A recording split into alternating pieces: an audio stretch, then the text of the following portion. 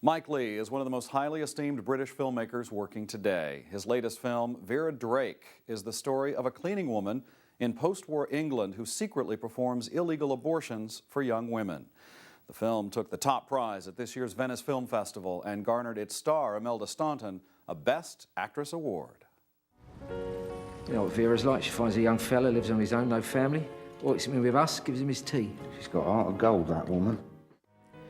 This is a woman who is just, in a very unsentimental way, is naturally a good person. She does things for people, and one of the things that she does is help girls who, as they say, are in trouble. Oh, morning, Mrs. Fowler. I'm a very ordinary working class woman who does a lot of cleaning and helps her neighbours and performs abortions. I think the minute you say backstreet abortionist, you do think of something rather darker and more evil, and most of these women were not. How'd that go the other week? Same as usual. Nervous little thing, wasn't she? I put her right, set her mind at rest. You always do, don't you? Let's talk about this film, Vera Drake. What drew you to the subject matter?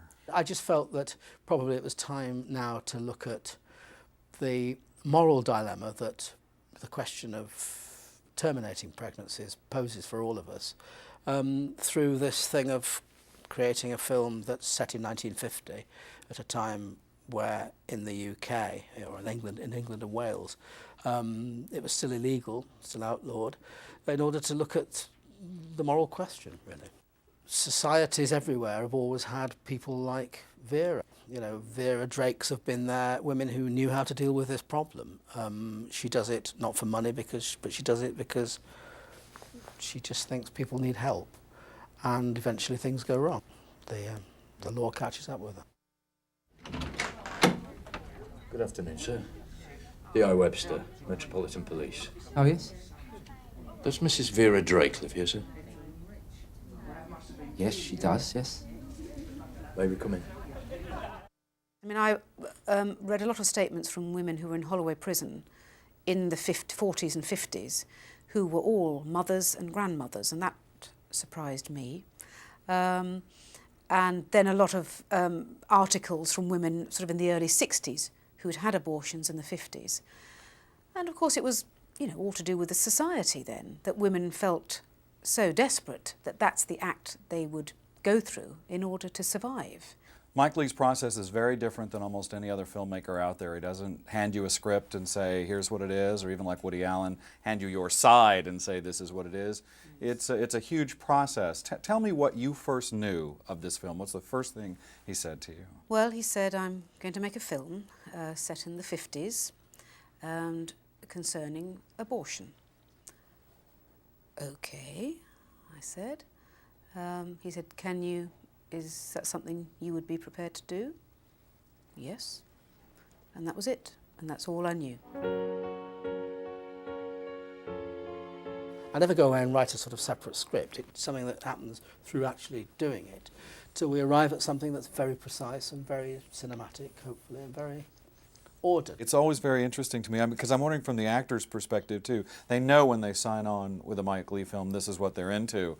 But are there moments where they're kind of going, I just wish I had a script, or do they all seem to really relish the idea of this kind of development? And one of the ways of making this all work is that the deal for every actor, right across the board, is that, you know, be in this film, I say to them, but you will never know what the film is about or anything about the film except what your character would know.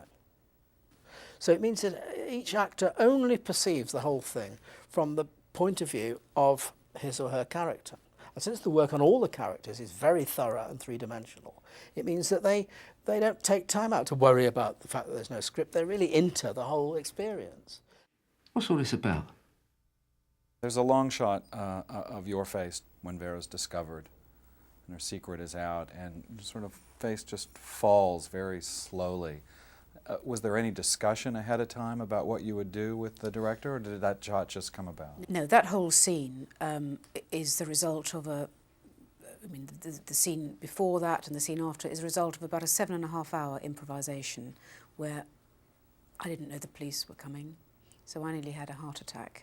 We didn't discuss it at all. I mean, because we got the situation and the tensions and the absolute reality in the room that all the actors were doing. I mean, it's not a solo job. I mean, she's able to do what she's doing because all the actors were totally in it.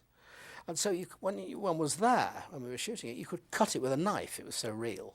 And that reality earns its keep and motivates and drives her and makes it possible for her to give that kind of performance. And very special it is.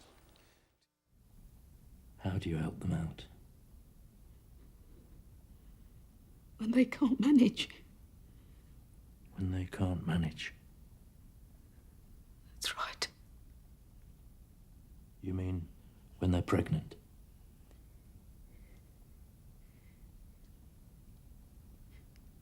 So, how do you help them out? I help them start their bleeding again. You perform an abortion. Is that right, Mrs. Drake? You perform abortions, don't you? That's not what I do, dear. That's what you call it, but they need help. Who else they're going to turn to? They got no one. I help them out.